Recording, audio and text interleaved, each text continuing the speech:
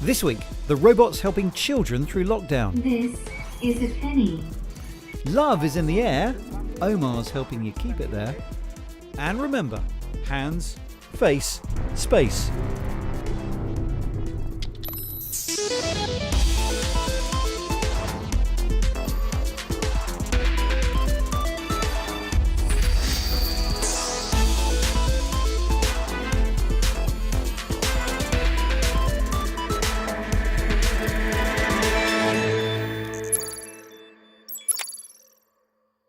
Hey, welcome to Click. Hope you're doing okay.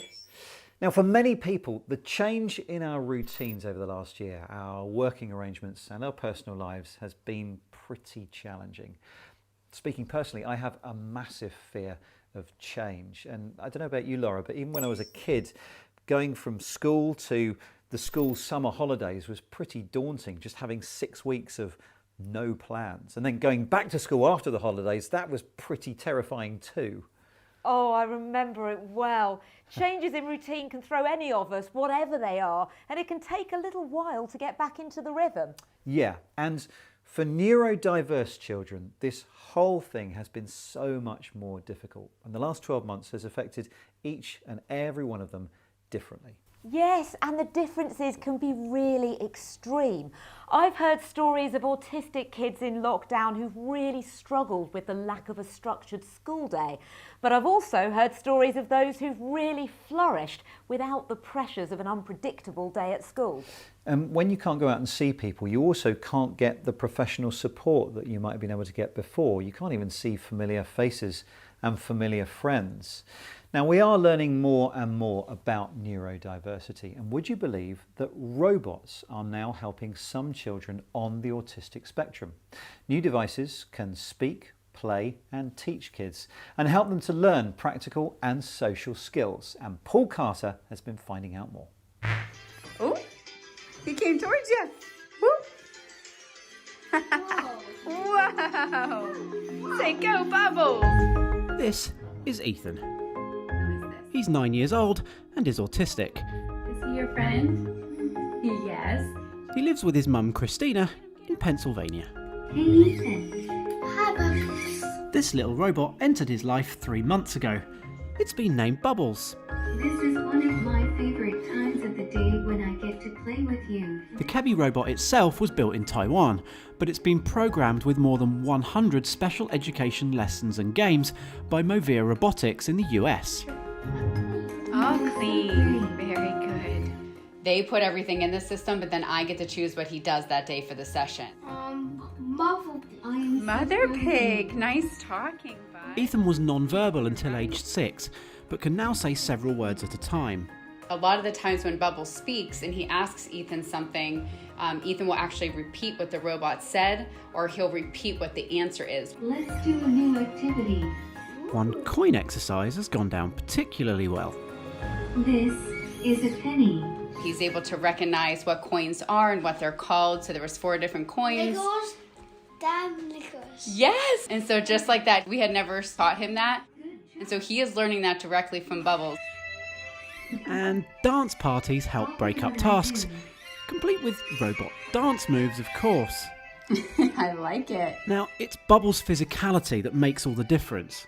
Ethan hugs the robot. He will say good morning to it. He'll say good night and bye-bye, Bubbles, as if it is a friend or a family member. So I just don't think you get that relationship and that connection through an iPad, and I don't know how you'd get that from a flat screen.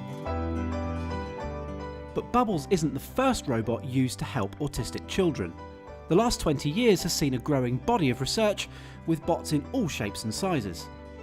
What we do know from a great many small-scale studies is that human-robot interaction, in particular child-robot interaction with well-designed robots, can result, and often does result, in improved verbalization, improved social skills, improved learning, initiating play, initiating joint attention.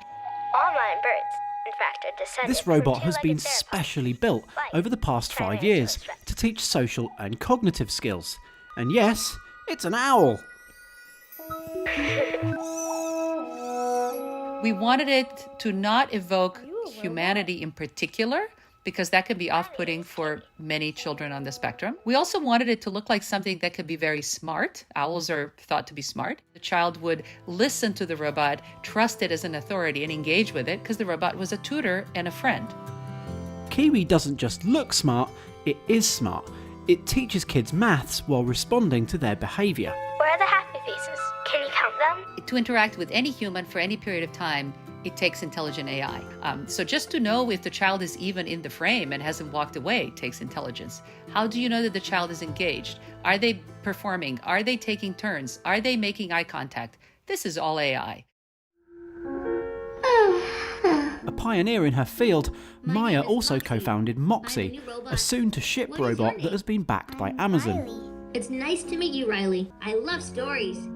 Would you read a story to me? What we haven't seen yet is real-life products in the home with evidence over a period of, let's say, a year. Riley, we have a new mission. Would you make a drawing for me? Ultimately, that evidence will end up coming from products likely sooner than it will come from research. But bringing robots out of purely academic settings is expensive. Ethan's robot from Movia Robotics starts at $800 a pop. The Moxie comes with a pre-order price tag of $1,700. And SoftBank Robotics' Now robot, first used by autistic children around a decade ago, costs more than $8,000. So, are they really worth the expense? So there are more and more of these innovations hitting the market. So when you're dealing with another human being, you have to think about their tone of voice, you have to think about their body language. There's lots and lots of information that is involved in an interaction with another person. So tech can help by simplifying those things. But importantly, no one should see a robotic aid as a silver bullet. Just because something worked for one family, it doesn't mean it will work for someone else. Don't take really rash decisions, because you could be using that money on a piece of tech when actually what your child needs is more support from an occupational therapist or a speech and language therapist. Maybe that it's helpful for special schools to try out some of this equipment before parents rush to purchase them. Movia Robotics has rolled out 160 systems across schools, therapy organisations and homes around the world. The team says early testing in US schools has seen some kids improve by up to 20% across their verbal, attention and academic skills. For Ethan and Christina, Bubbles has been a worthwhile purchase. So for us, it's been extremely life-changing. I mean, there's really no other way to describe it. 1, 2, 3. 4! He gets 4 thumbs up from us. Hello and welcome to the Week in Tech. It was a week that brought more bad news for beleaguered games outfit CD Projekt Red. On top of Cyberpunk 2077's bug-laden launch, the company's been hacked in a ransomware attack. In a statement, CD Projekt said, "We will not give in to the demands or negotiate." A rogue Zoom filter made a US lawyer in Texas appear as a cute little kitten during a live court appearance. I'm here live, I'm not a cat. I can see that. And in the UK, MPs are wading into the PlayStation 5 Xbox Series X debate. They're not bothered which one is better though. Scottish National Party MP Douglas Chapman is proposing making it illegal for online scalpers to use automated bots to scoop up next-gen consoles from online retailers before genuine customers have even clicked add to cart. Reddit claims it's blown its entire marketing budget, taking out a blink and you'll miss it 5-second ad during the US Super Bowl. The ad tips a nod to the GameStop stockbroking amateurs who organised via Reddit to outwit professional hedge funds. And finally, the value of Bitcoin has risen dramatically, with one Bitcoin now worth more than £34,000. This week, Elon Musk's car company Tesla revealed it had purchased £1.1 billion worth of the cryptocurrency earlier this year. The automaker plans to accept Bitcoin as payment in future. The move has raised eyebrows in some quarters though, with industry observers questioning Tesla's green credentials after investing in a currency which requires a lot of energy to produce.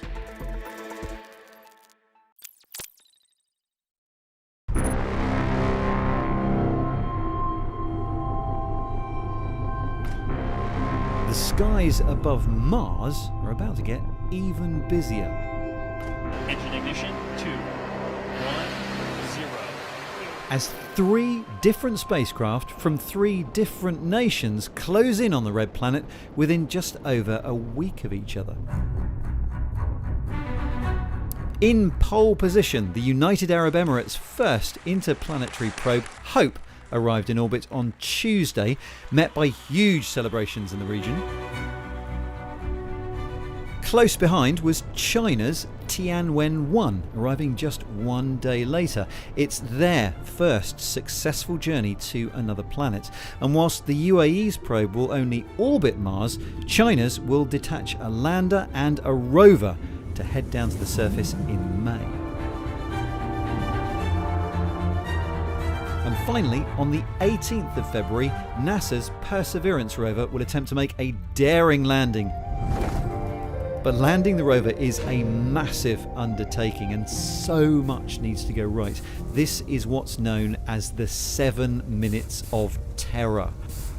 The spacecraft will hit the top of the Martian atmosphere at 12,000 miles per hour, but it needs to come to a complete stop and then lower the rover gently onto the ground just 7 minutes later, and all completely autonomously. But to find out more about all of these missions, I spoke to Elizabeth Seward, Airbus Defence and Space's Senior Space Strategist. So we've got 3 spacecraft all getting to Mars at pretty much the same time. Why is that? So as Mars and the Earth orbit around the Sun, you can imagine them like races on a racetrack. Earth is the inside one and it's going quite fast, and Mars is the outside one and it's going quite slowly. And so every 2 years they line up. So just before they line up is when you want to launch from Earth, and then the spacecraft catches up with Mars, and then it can land on Mars. If we tried to do it any other time, the distances between the planets would be so great that we would not be able to put enough rocket fuel on the rocket to get them there. So we have this 2-year window, and so every 2 years we can launch spacecraft. And so there's often a queue. It's happened before in the 70s as well, 4 at once, 3 at once. And so this time we're seeing 3 at once. So China's now landed a probe on the far side of the moon, and now it's landing its first rover on Mars. It sounds to me like China's catching up with the US in terms of space. The Chinese space exploration has just hugely increased in pace recently. And you could say catching up, you could even say outpacing. Nobody else has landed on the far side of the moon yet, so that was a world first. They're not the only ones entering into space, though. We saw the Indian nation launch a probe to Mars, and so they have their satellite in orbit already. And we're talking about the UAE today, and there are many other countries now able to access space. So yeah, it's really exciting. There's a real fleet of spacecraft in orbit around Mars now, isn't there? There's loads of them. The future is full of Mars missions. The Perseverance rover that's landing is going to collect samples and leave them in little caches, little sealed tubes, wherever it finds them. So they're going to be dotted around the surface. And then in Europe, in fact, in Stevenage in the UK, we're currently designing the Sample Fetch rover, which I'm sure will have a snappy name by the time it gets to Mars. And that's going to go around and trundle after it and pick up all of these samples. After the rover's picked them all up, it's going to put them inside a baseball-sized canister. It gets shot off the Martian surface by a Mars ascent vehicle. And then the baseball canister has to be captured by our spacecraft called the Earth Return Orbiter, to bring them home. And so what you will have is literally a baseball catch in orbit so that it can bring those samples back to Earth. Getting spacecraft to Mars is an incredible achievement. But with the perils of exploration, sample returns and data collection still to take place, these missions are just the beginning.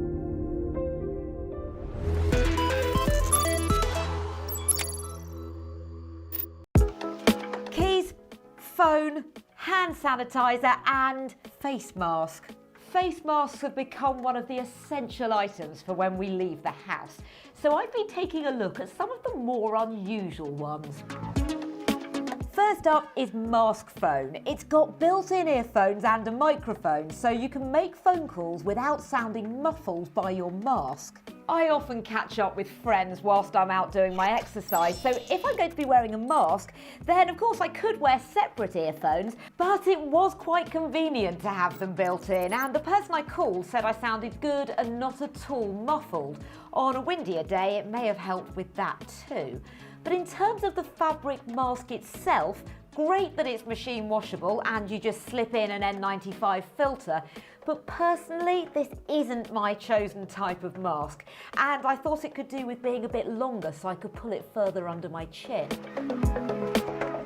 Next up is AirPop's Active Plus Halo Smart Mask. A lot of people who wear single-use masks don't actually dispose of them after every use, and likewise a lot of people wearing masks that need the filters replacing aren't actually replacing the filters as often as they should. This mask has sensors inside this silver button that measure your breathing rate. The app then combines that with local air quality data to alert you when you need to replace the filter. Before putting in a new filter, you need to use the app to scan the QR code. That will both ensure that the filter is genuine and also make a note of when it's been put in. The mask itself feels very much like the 3D knit fabric of high-end trainers, so it's tough and it's breathable. Now, I'm told that it'll offer N99 protection, so that's greater than N95. It'll keep out aerosols, liquids and pollution.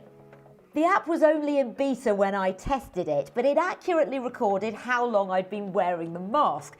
I personally found the mask itself a better fit than the Mask Phone one, and longer term the focus on this product is to protect you from poor air quality. That is of course a smaller mask wearing market, although it could be a growing one. Next up is UV Mask. Now, I was quite surprised by how bulky this mask was when it arrived, as it feels rather hefty to wear. But that's because inside it hides ultraviolet UVC LEDs. They aim to kill bacteria and viruses for up to 8 hours of wear. The company's assured me that the UVC is safe as it never reaches your skin, and also that the device doesn't create any ozone, so it's not going to be causing a problem for air quality. Now, when I first put the mask on, it was actually surprisingly comfortable. The only thing was that it does make a bit of sound, and I felt a little bit of air coming out here that was tickling my eyes. I was very conscious of all of that whilst I was indoors, but as soon as I went outside, I did stop noticing. At that point, it was just a matter of having to get used to wearing something so solid on my face, and there did come a point where I was quite relieved to take it off. And here's a prototype by gaming company Razer. Its Project Hazel mask was revealed at CES in January. Its see-through design features what it calls active ventilation to prevent CO2 build-up in the mask. It also has a microphone, and its charging case has UV light inside for sterilisation. For many, these ideas may be a bit of over-engineering, but if you're looking for a mask with a difference and you're willing to pay for it, then one of these might just appeal.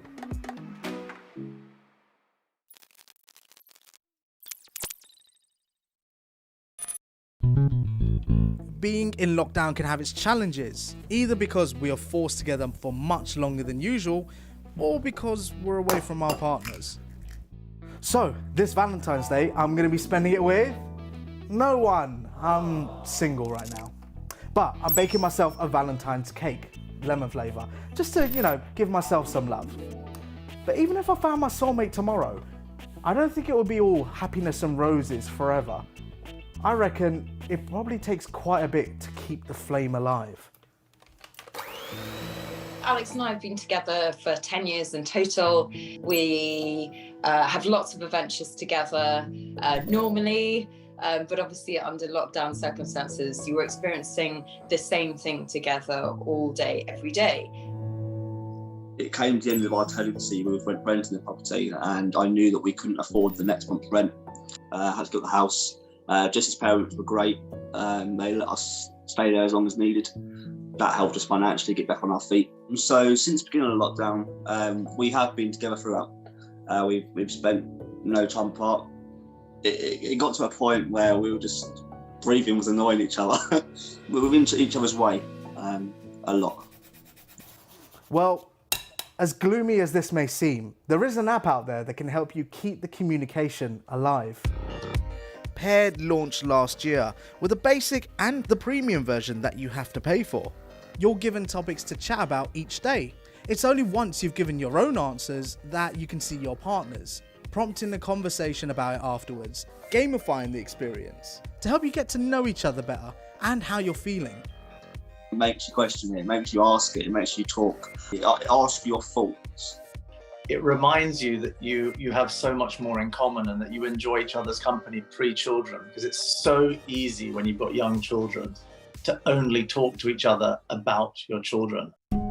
For Tom, who has cerebral palsy, the stresses of lockdown caused him to suffer more pain than usual. That and restrictions have meant that he's not always been there to support Jess during her pregnancy. We come from different backgrounds. I've got a family now, good, but I'm not as close. So to me, I thought she was just weird, and she thought I was weird. I like gaming, PC, PlayStation, which Jess can understand, and she's willing to give it a try. That was our next thing. It's made us understand each other, and then if you understand something, it doesn't upset you. For Felicia and Alex, it's prompted a different level of conversation and seeing what they can do for each other during lockdown.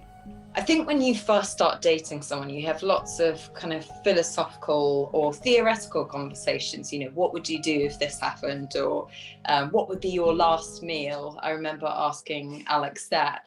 And actually, it takes something external to prompt you into engaging in those kind of conversations again. It's a kind of a fun tool, but also it prompted me to appreciate and realize that I actually hadn't done any meals for Felicia or the kids during the whole week, and therefore it kind of prompted me to make sure that I made an effort.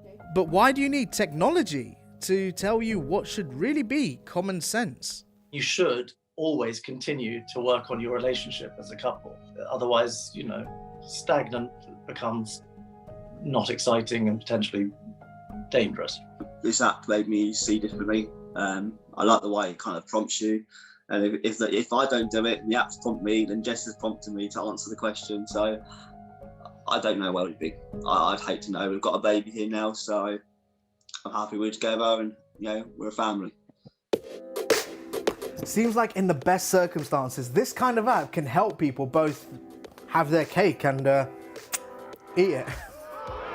But from what I've seen, this is just one of several out there trying to get couples to communicate more. For instance, the Toucan app, which claims it can take the pulse of your relationship, map it out, and give couples practical tools. And then there's Between Us, just recently launched by couples therapy organisation Tavistock Relationships. It's set to dig a bit deeper to help couples better understand the roots of their problems. But can these apps really help solve the deeper issues of a relationship? The apps are very good at prompting communication. It doesn't really tell you how to do it. And it can't replace the therapist who's actually in the room noticing the dynamic between the couple and helping them to take care of themselves and to improve the way they communicate by actually coaching them through that. So these apps may not be an instant fix. They still require a lot of effort and communication from the couple to get the best out of them. But they still can be useful. I might give them a try myself one day. Well, when I'm dating again.